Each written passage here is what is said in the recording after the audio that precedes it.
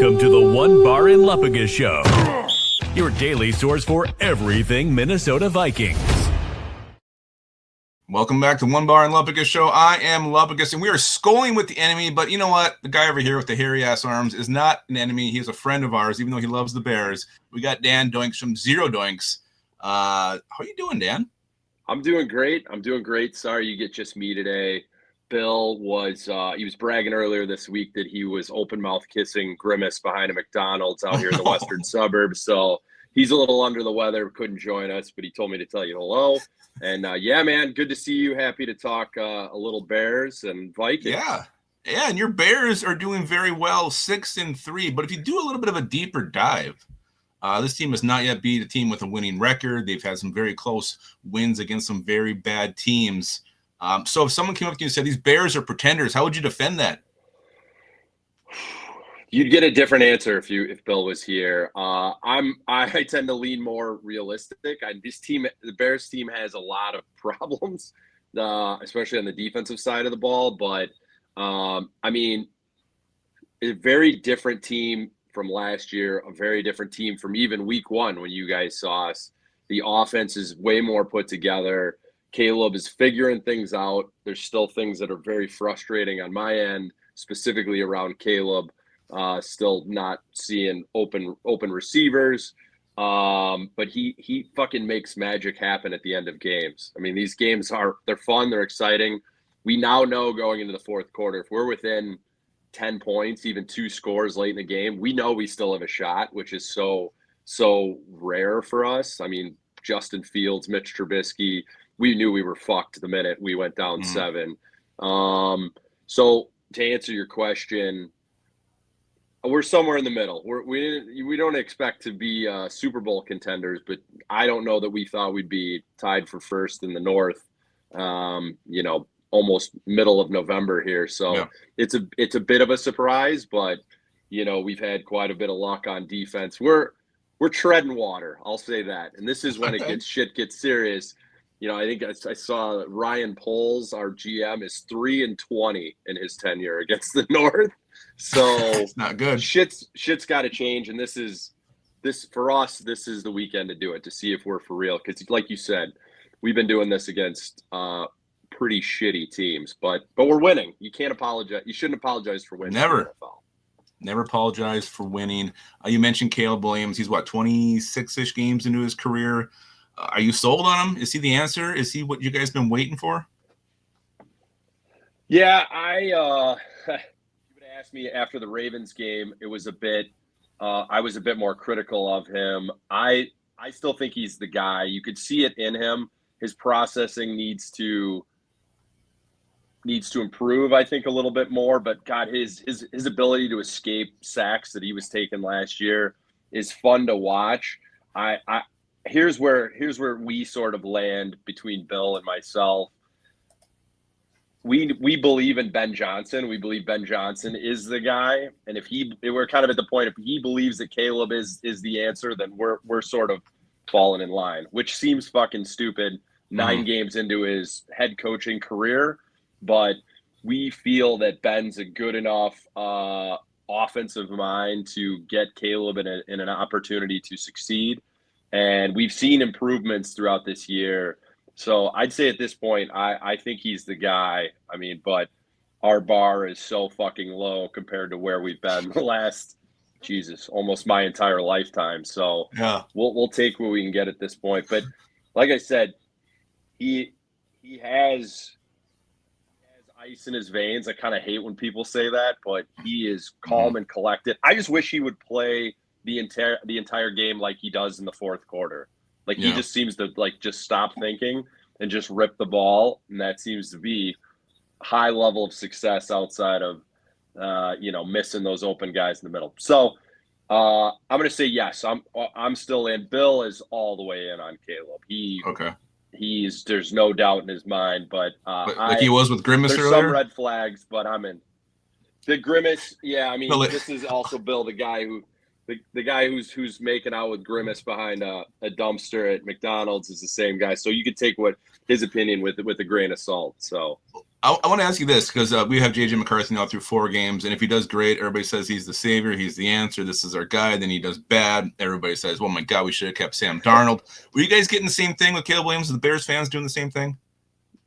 Yeah, 100%. We do that with everyone and everything. That's what I ask Bill all the time. Like, were you unique, or is this how every fan base is? I think every fan base is the same way. But yeah, we tend to overreact based on what we've recently seen. Yeah, I actually want to ask you, where are you guys at with JJ? It's hard to get a reading nationally of where you guys land. And he's a local kid here. I mean, he grew up about 20 miles this way, not 20 miles, 20 minutes this way.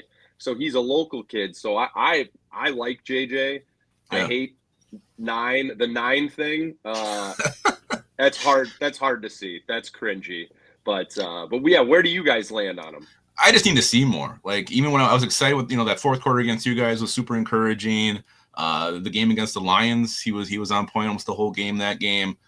But I just need to see a bigger body of work. Like, I'm excited. There's been good, there's been some bad, but I need a bigger body of work before I can even really truly evaluate him. That's fair. That's actually the place you should be. That's a smart football fan. Mm-hmm. Is the pressure amped up because of what Sam Darnold's doing right now? Is that lingering over Vikings fans' heads, or have you guys let that go? I think that's more from a national media standpoint. Like, when you take a quarterback with the 10th overall pick, you're going to use that quarterback. You're not going to sign Sam Darnold to a $130 million contract, which would have kept, you're not going to do that after using 10. So it's the right move. You have to go with the young guy that you drafted. Just sucks that, he missed that year, and then he missed the 4 games this year. I mean, the injuries are a little bit concerning, but no, I don't think there's pressure of that. It's more just him getting on the field and getting the reps. And we're more concerned about him being injury prone at this point.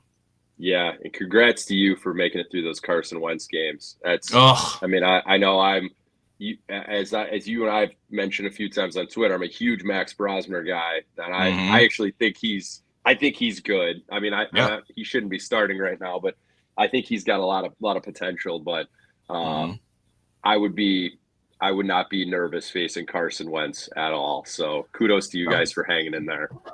Yeah, it was pretty tough. It was pretty tough to watch. You put in the veteran to make, veteran moves. He was doing rookie mistakes. It was completely head scratching. Both heads. That is. You mentioned Ben Johnson a little bit earlier. What's it like going from Matt Eberflus to Ben Johnson? How do you put that in words? It feels like we have a big boy in the room finally, instead of like a mentally handicapped person and that maybe isn't a good thing to say. That's not nice to mentally handicapped people be compared to Matt Eberflus. I mean, he seems to have a plan, and our guys play with more of an edge. Like, our defensive backs are banged up. They're not good. Our talent level is not good. We totally ignored the pass rush altogether this year.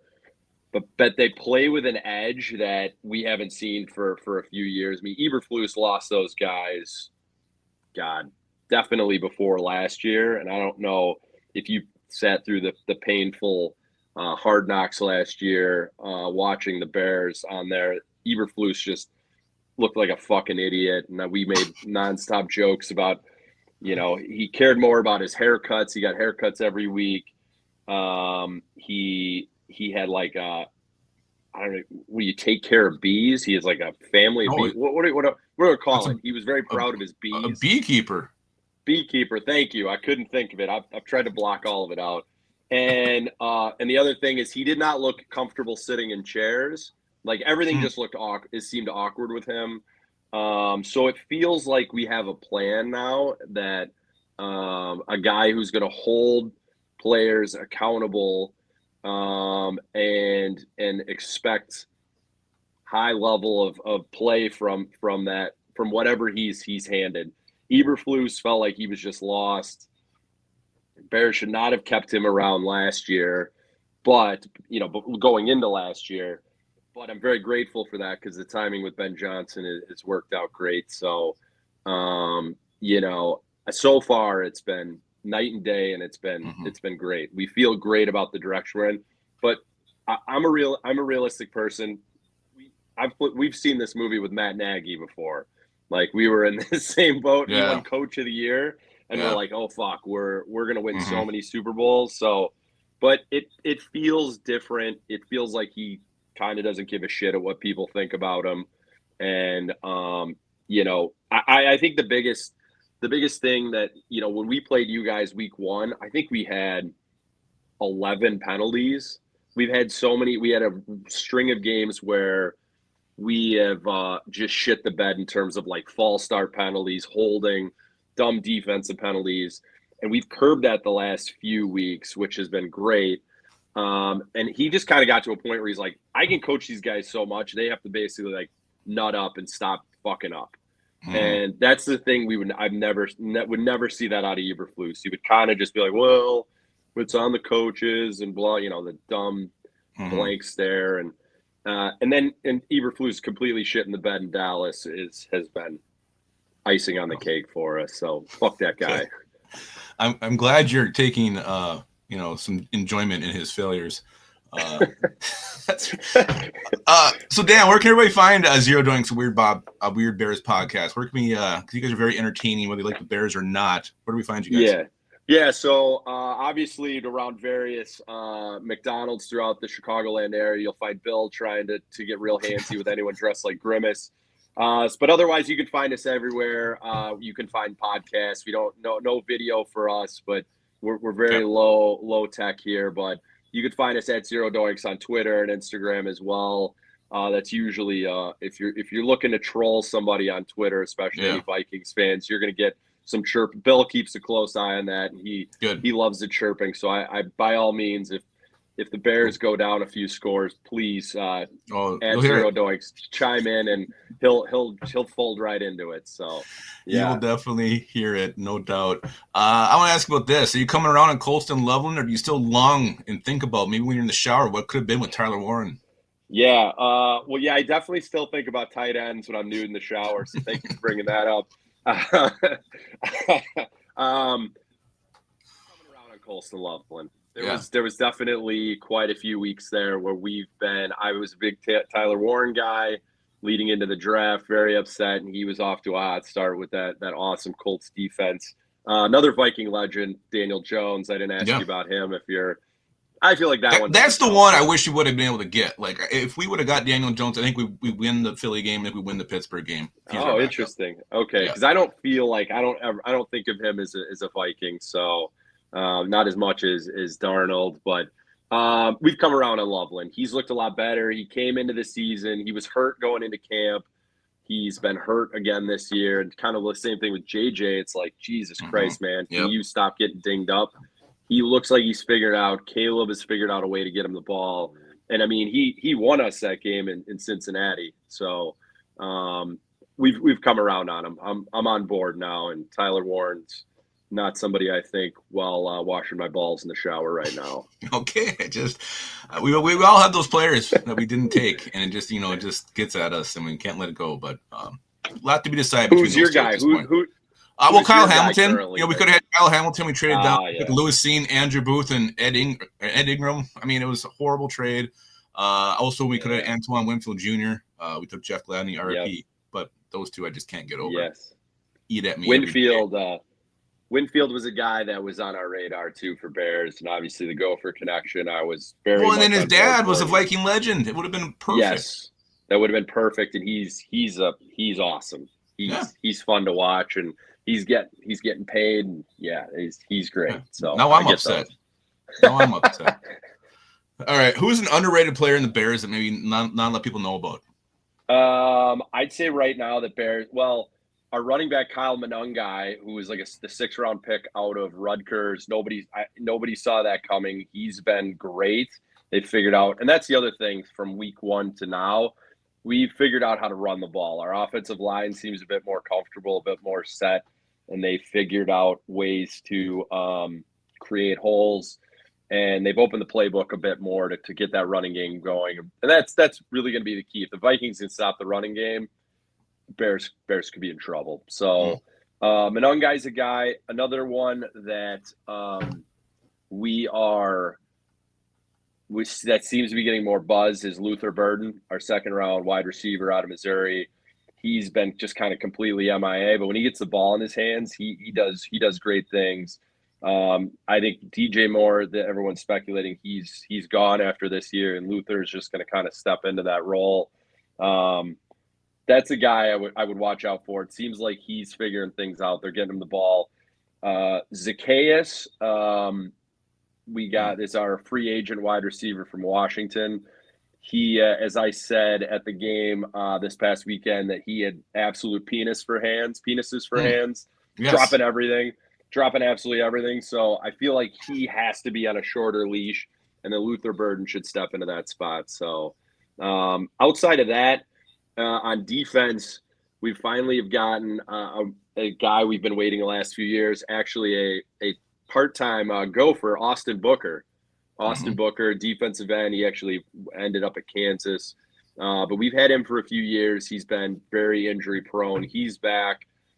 He's fast coming off the edge, and we desperately need pass rush help. So I'd say those are the guys to look out for, and we'll see. We'll see what happens. Yeah. I do need some clarification on the penis for hands comment. Do you mean like the actual whole hands of penis or each finger? Because I was picturing fingers. I picture just one penis for a hand, like basically just a nub, and that's how he's trying to catch the ball. Gotcha. Still has a glove on. Oh, okay. That's made specifically to give him a better chance of catching the ball. But it's basically like, it's like just two nubs trying to just stab at the ball midair. But with gloves on, though, properly made nub gloves. The gloves probably could use a little more stickum. But just absolute penises for hands. So I like that. I'm gonna steal that from you. What player when he takes the field makes you sick? Like, oh God, here he's again. Well, Cairo Santos, our kicker, has been tough. He's been a tough watch. He's very accurate when he's close, but it feels like we have the only kicker in football who you don't want to kick over 50 yards. Like you just can't. And I don't know that he makes me sick. One player that I have disliked this entire year is our cornerback, Nashawn Wright, who's actually a Viking. He drives me fucking crazy. I feel like he gets burnt all the time, but then he'll end up with a fumble, or he'll end up with a pick. And like, he's found himself around the ball. So I go back and forth between him. I can answer that for Bill. He has been, and only as of this week, he's mended fences with this person. It's Cole Kmet. He fucking hates Cole Kmet with a passion, and it's been kind of out of nowhere. I feel like maybe it's a fantasy football related thing, but he's been very frustrated with Cole. But Cole actually had a very awesome under the radar game last week. He was blocking his ass off. He was fantastic. Opening holes in the running game. And so, I'd say that. I forgot Nashawn Wright was a Viking, but he drives me crazy. And it's not really his fault. He's on the team to be a backup, but we have, Jalen Johnson's been out all year. We have Terrell Smith, another Gopher. Yeah. He blew out his knee early in training camp. So he's been sort of thrust into that position, and he's done okay. I don't know. Something about him just drives me nuts. That's all right. That's fair. That was the question. Dan, we got one more for you. Appreciate you hopping on, guys. Check out the Zero Doinks. And harass when the Vikings are up by 3 scores this Sunday. Speaking of the game, who do you got? Who's winning this thing? I gotta take the Bears. I gotta take the Bears in a close game. Our defense makes me so nervous. Your defense makes me nervous. Our offensive line is much better. I think the key for the Vikings is this happened with us with the Giants last week. Jackson Dart getting out and running, using his legs, which also got him hurt. So maybe you don't want JJ doing that. That's a key, though. That opens everything up. Right in the middle of the field, I could see Justin Jefferson having 250 yards this game. So we got to keep pace with the scoring because our defense is soft. We got to create turnovers whenever I can't explain it. Our defense is either getting fumbles left and right, pick six here and there, or we're just the softest pass coverage team in the league. But like I said earlier, if it's close, Caleb and Ben Johnson figures out a way to get in this position to tie or to go up late in the game. So really the key is we hope we have the ball at the end of the game. That I feel like I feel pretty confident then. So I'm going to say I just shit on Cairo Santos. I say a Cairo Santos field goal wins us the game right at the end. I hope it's from 50 plus then. No, we're fucked. He's not even going to be short. Yeah, we're fucked. Yeah, don't even worry about it. All right, Dan. Appreciate you coming on.